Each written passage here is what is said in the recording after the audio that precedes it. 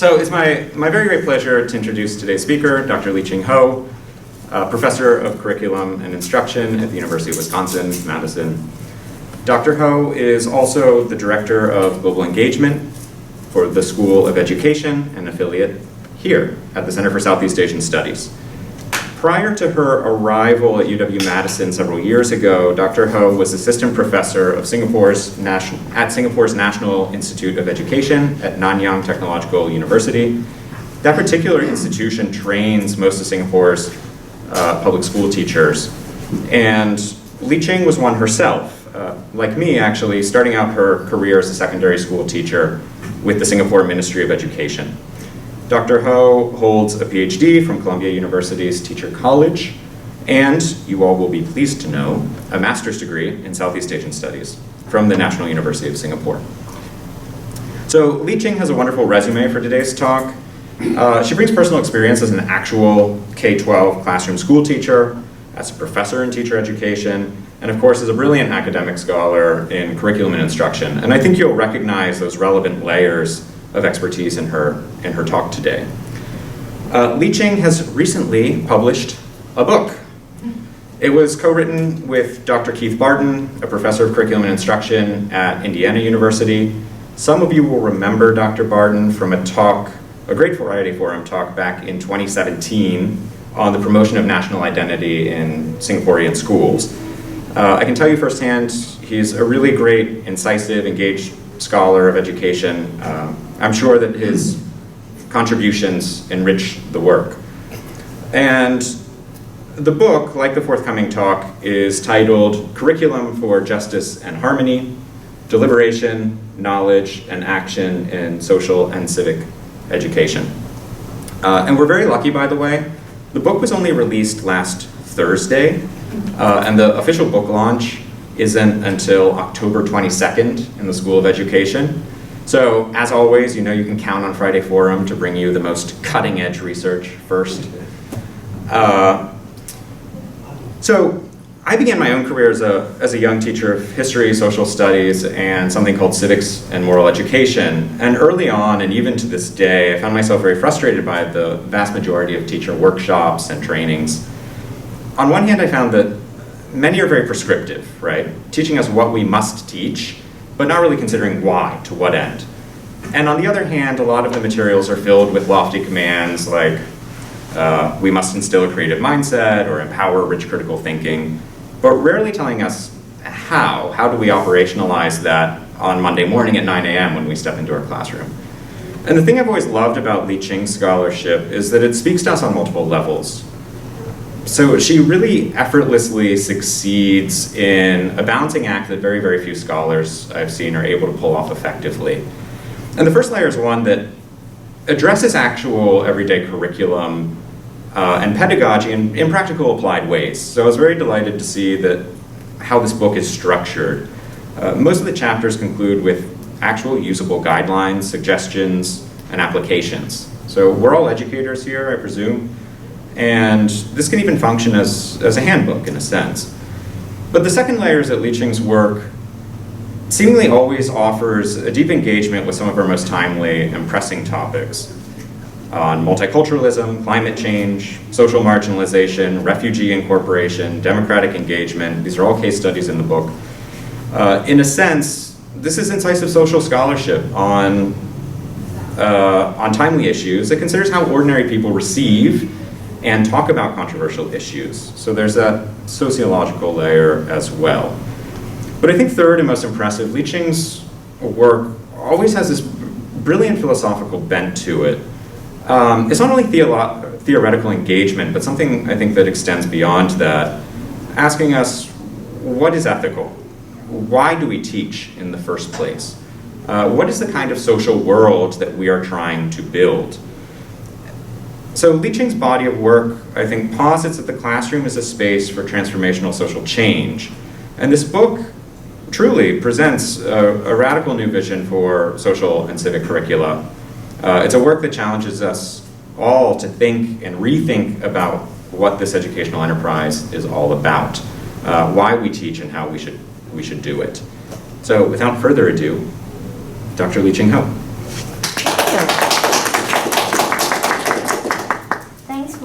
generous introduction, Kurt. Your bak kut teh spices are with me. I've been bribed. So it's bribery in any way. So, thank you for being here. I'm excited to talk about some of the ideas from our new book. So my co-author, Keith Barton, is a professor at Indiana University, and as Kurt mentioned, the book launch will be on October 22nd, 2:30 to 4:30 p.m. at the Powell Center, and all of you are welcome. There'll be food, so if you don't want to hear us talk, you can come and eat. So, basically, as I mentioned before, this is the book, and we also have a web page where you can find some of the ideas that we talk about. And the book focuses on two main key questions. The first one is a really broad question: how do we prepare young people to work for a better world? And the second one is a little bit more focused, and that's where we are paying most of our attention to. So how do we prepare young people to live together justly in a diverse world? So this is an adaptation of Professor Walter Parker's question that he posed in his book a long time ago. But these two phrases, live together, and this other word, justly, were two things that caught our eye. All right? And this is something that we'll expand upon as we walk our way through the ideas in the book. So as Kurt pointed out, this book project has two main goals. The first goal is to advance a normative argument about the goals of social and civic education, as well as the kinds of knowledge that students should engage with. The second goal of the book is to provide practical curricula guidelines and case studies for educators in global context. So that's again very unusual, because most of the work in civic and social education tends to be focused on particular national context and is not really relevant to educators in other contexts. So we are trying to write for a very global audience. So it's a little bit difficult to thread that needle, but I'm hoping that we manage to do it. So in this book, we draw on Confucian and Western philosophical traditions. We look at the work of Mencius, Chen Yang Li, Alan Smith, David Hume, Amartya Sen, Martha Nussbaum, Iris Marion Young, and others, as well as empirical research from the fields of civic education, political science, and psychology. So, this book is a radical departure, offers several radical arguments that diverge significantly from our field's norms and dominant discourses. In fact, it's so radical that sometimes I get a little bit nervous because I'm Singaporean, and as Singaporeans we don't do radical. But we'll give it a shot, all right? So I will organize this talk based on several points that we feel are dramatically different from the dominant claims in the field. All right, so the first claim that we are trying to address is this claim that democracy should be the primary goal of civic education. We disagree. We argue that democracy is neither an inherent good nor an end in itself, but rather it is the most effective means of reaching just and harmonious decisions. We wanted to think of two more substantive goals with democratic participation as a means but not the end of public life. And we finally settled on these two purposes, which we thought were broad enough and important enough to guide all social learning. The first is justice, specifically a view of justice that involves advancing well-being, reducing manifest injustices, as well as removing barriers that limit opportunities. The second is what we call critical harmony, which promotes social relationships, embraces conflict, values difference, and supports balance. So in other words, we are advancing the argument that justice and harmony, not democracy, should be the primary aim of social and civic education. So, justice and harmony as curricular goals. In I'll feel those two goals seem to not mesh together. All right, it's almost a bit like, using Hainanese kaya, which is like coconut jam that all of us are familiar with if you live in Singapore and Southeast Asia, and having it with Southern biscuits. My co-author grew up in Kentucky. So as a Singaporean, I talk about kaya and he talks about Southern biscuits. So it's not a natural fit in most people's minds, but we argue that both are absolutely necessary. However, that brings us to the next problem. Within the field, as well as in dominant political discourses around the world, especially in Singapore, for example, and the US, justice is frequently equated to rights and equity. Harmony, on the other hand, is frequently equated to conformity and uniformity. In the Singapore context, I've written a couple of articles that show how political discourses, as well as school curricula, present a conception of harmony that effectively suppresses political dissent. And it's problematic in many ways. So we wanted to clarify and provide an alternative definition of what we actually mean by justice and harmony. So I'm going to spend the next few slides talking about justice and critical harmony. So, questions of justice that we think that students should think about in their classes would include: what rights do people have? And what do we do when those rights come into conflict? How can conditions of oppression be removed? How can social and material benefits and burdens be distributed fairly? And how can we ensure that everyone has resources necessary to develop and flourish? Questions of harmony, on the other hand, could include questions that focus on things like: how can people best fulfill their obligations to others? How can bonds among groups and individuals be strengthened so that all people's lives are richer and more fulfilling? How can differences be respected, and how can they serve as a source of growth? How can conflict and tension be resolved productively? And how can balance be achieved among society's differing and discordant voices among people and environment? So very briefly, our conception of justice rests on Amartya Sen's comparative perspective on justice, as well as the capabilities approach advanced by Sen and Nussbaum and others. We argue that this capabilities approach produces the most meaningful foundation for considering issues of justice in social and civic education. So unlike many political philosophies, a comparative perspective does not aim to introduce universal principles of justice or create a perfectly just society. Rather, it calls attention to how manifest examples of injustice can be alleviated in concrete circumstances. Sen argues that while diverse peoples and traditions of the world always differ on the nature of an ideal society, they are much more likely to agree on how to make the world better. So the capabilities component of this perspective begins with the premise that social policy should advance the ability of all people to choose the lives that they have reason to value by ensuring access to material goods, providing avenues for cultural expression, addressing obstacles to public participation, and removing discrimination based on individual characteristics and group membership.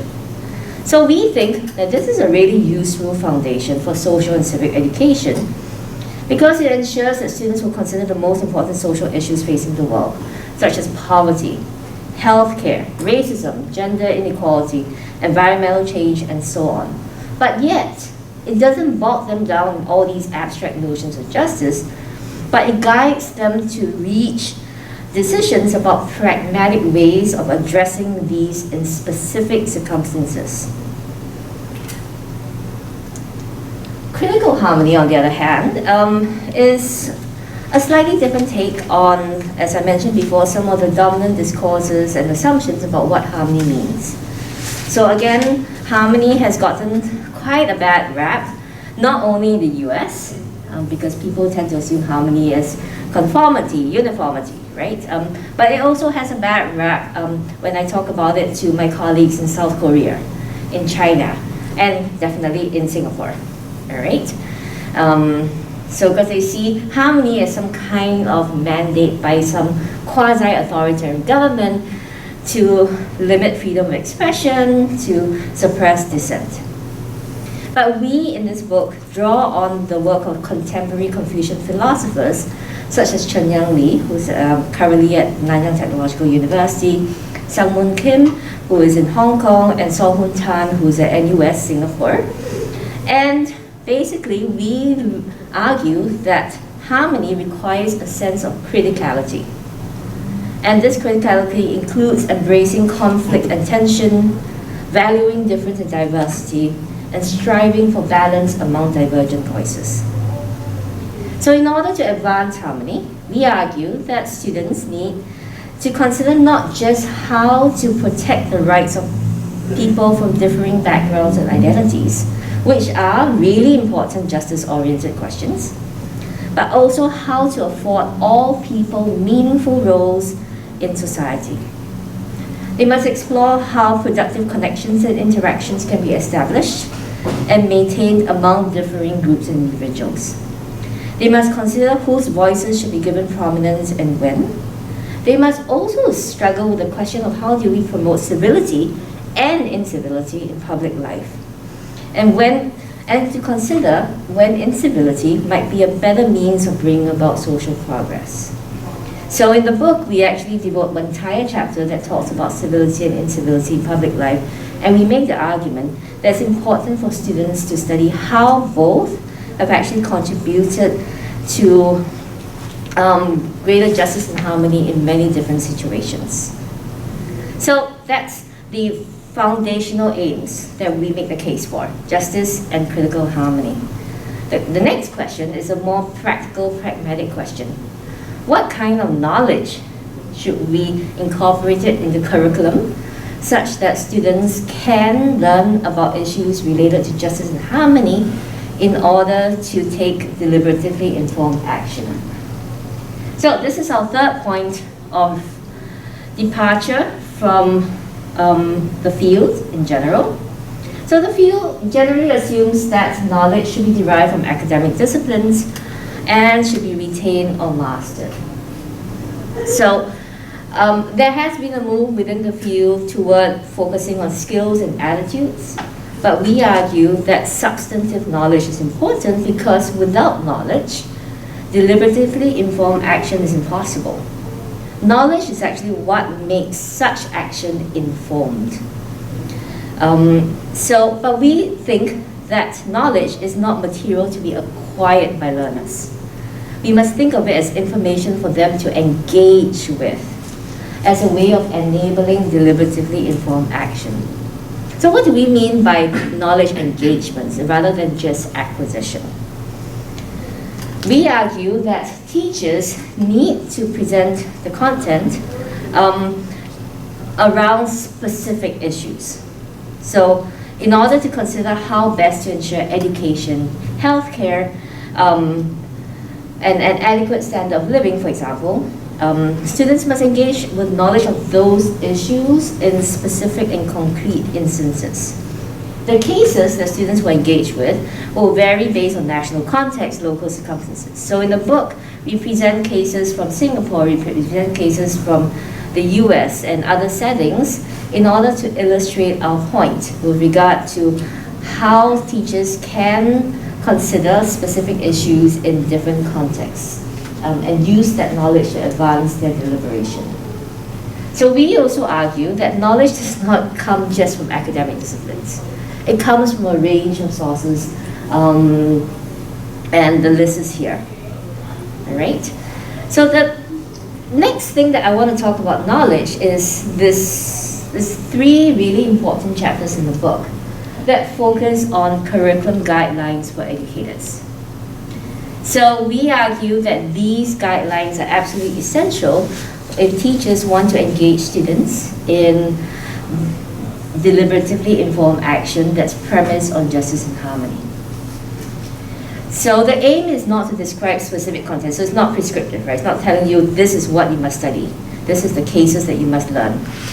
We want the guidelines to be specific enough so that teachers can apply it to their own context, but but yet be flexible enough in order to provide teachers with the pedagogical autonomy to decide what cases, what kinds of knowledge will be most relevant for their students. So again, we're trying to thread that needle, right? And we hope to provide these guidelines that address the kinds of knowledge that students should engage with, regardless of the specific topics that they are focusing on. So the first one is extending compassion and benevolence. The second is listening to distant voices. And the third one is promoting wise action. So we spent a lot of time thinking about compassion, benevolence. So why do we focus on this? Yes, many teachers recognize the importance of motivating students. But we noticed that these efforts have not been given systematic attention that they deserve, and are rarely grounded in a systematic understanding of what compels civic action. So in this book, we argue that the students need to be motivated in order to engage with these kinds of deliberation as well as difficult kinds of knowledge. For this, we draw on Mencius, or Mengzi, if you want to use his Chinese name. And Mencius argues that all of us all have innate senses of empathy and compassion. But these innate senses are limited. They are limited to the people we know, to the community that we are part of. So the educational project, in other words, is to help students build on this innate sense of empathy and compassion and extend those feelings to people and situations that they are less familiar with. So the question is, why does it matter? All right? So it matters because deliberation actions that require motivation. Students need to care about the issue before they can be motivated to learn about it or to actually take action. Reason alone cannot motivate action, nor establish norms that we agree to live by. Overly rationalistic paradigms of deliberation have suffered from what Habermas calls a motivational deficit. So again, we also draw on Richard Rorty's really interesting quote, and he asks, why should I care about a stranger, a person who is no kin to me? And his response was, because this is what it's like to be in her situation, to be far from home among strangers. So, what should the curriculum include? The curriculum should focus on building students' innate sense of empathy and compassion towards others, help students move beyond their self-interest and indifference, enable students to extend compassion to new and unfamiliar situations and people. It's easy to extend compassion and empathy to people you're familiar with, but it's a lot more challenging for young people and for anybody in general to extend those senses of empathy and compassion to people who live in distant lands or people who live lives that are distant from theirs. So it's not just geographical distance, but it's also distance in other situations. And also motivate them. Without formal exposure to the circumstances of others, students' compassion will most likely be limited to those who are close to them, and either spatially or in terms of social status or identity. So, concrete things that teachers can do.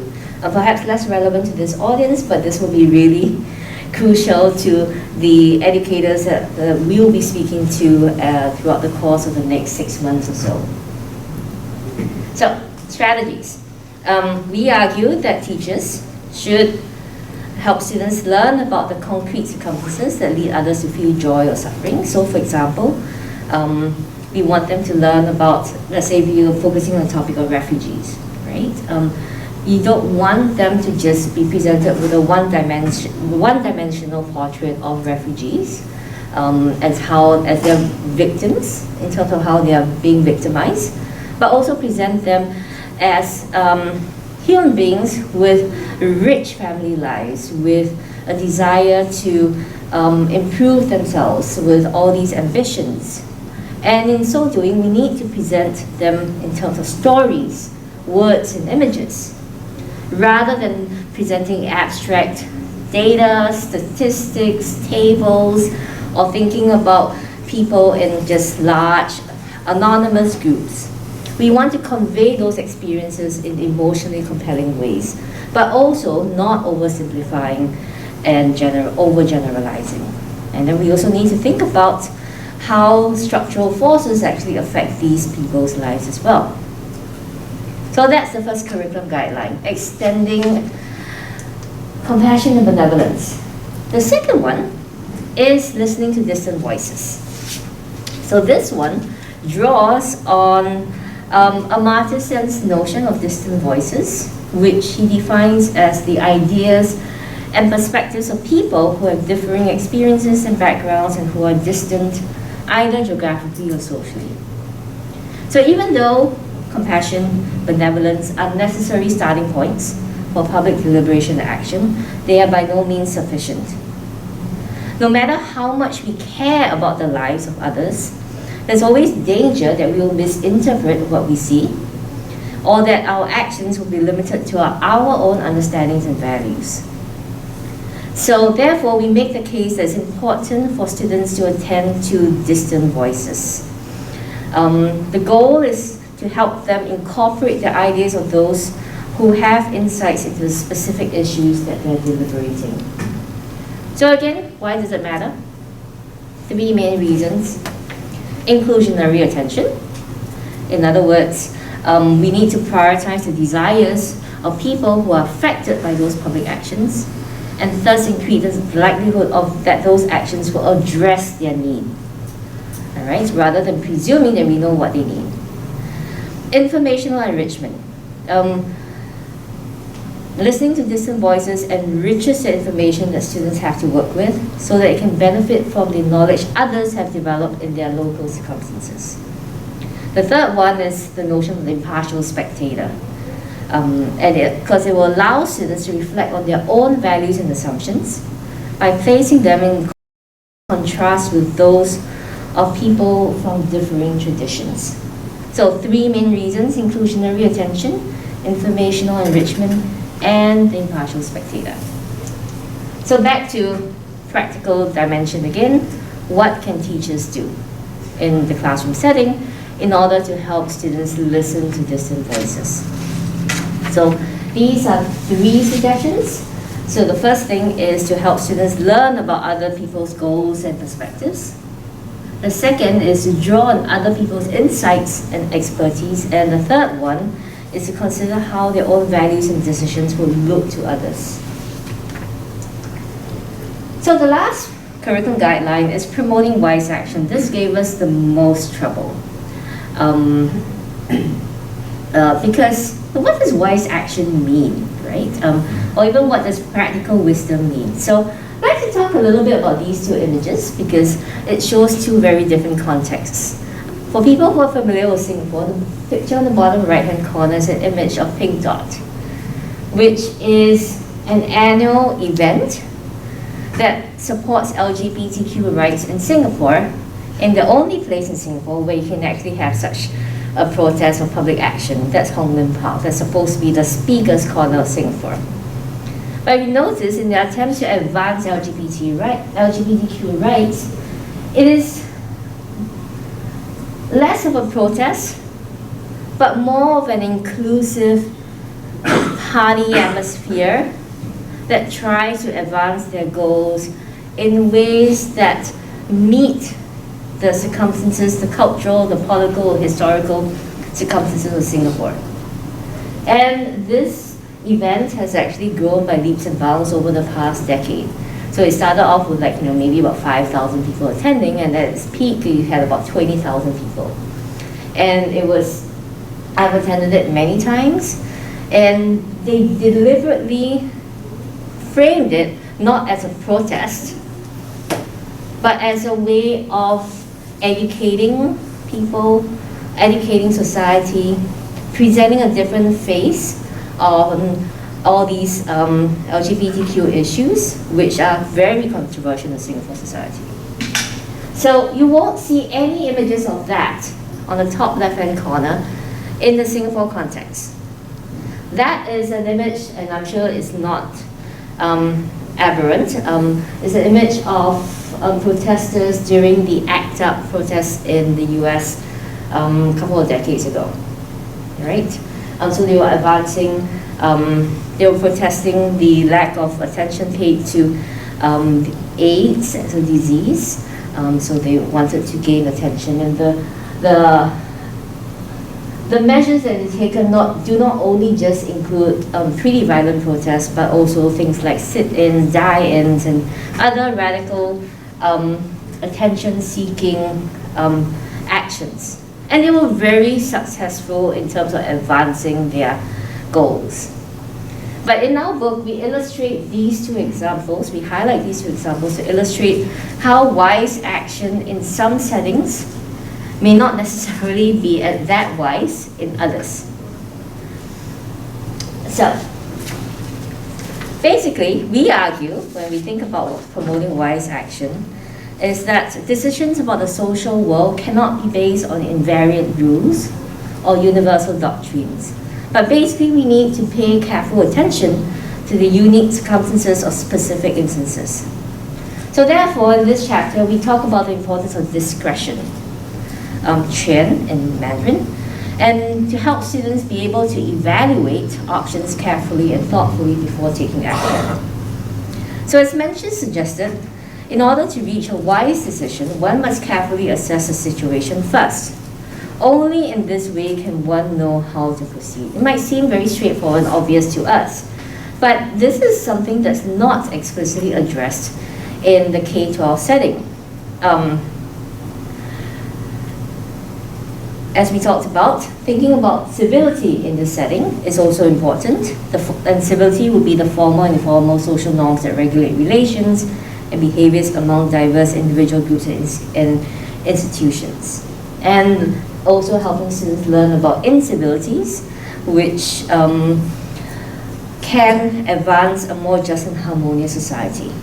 So acts of incivility can be public demonstrations, and they can be used to challenge dominant groups that try to disempower and marginalize less powerful groups.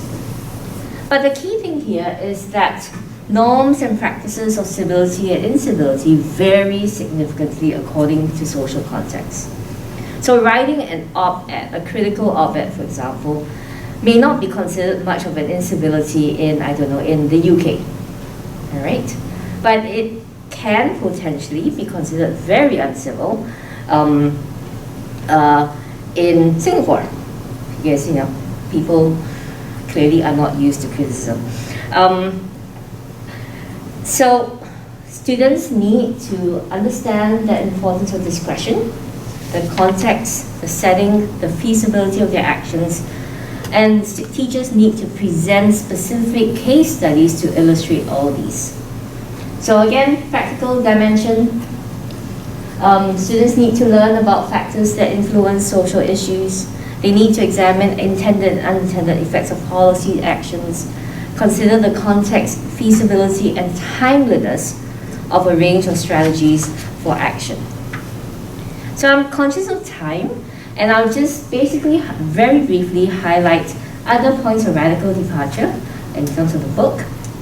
So the next one is that we challenge the claim that civic education should focus on preparing young people to engage in the political sphere. Most civic social education focuses on preparing young people for this political sphere, but many do not explicitly attend to preparing young people for organized civic education in civil society. But that is crucially really important, because that's where most of the action takes place, right? Most civic action takes place not in the government sphere, but also in clubs, charities, unions, congregations, and even businesses. So students need that substantive knowledge in order to evaluate the work of civil society and acquire the kinds of skills that are necessary to be successful in that sphere. So again, this is a radical departure because most of the reference to civil society come under the heading of service learning or volunteering. But we argue that we need to present a little bit more of a systematic approach to teaching students about civil society organizations, their strengths and their limitations as well. So that's radical departure. Another radical departure is the notion of deliberation. So deliberation in much of the field suggests that it should be a particular form of communication that emphasizes dispassionate reason-giving amidst disagreement among the incommensurable values.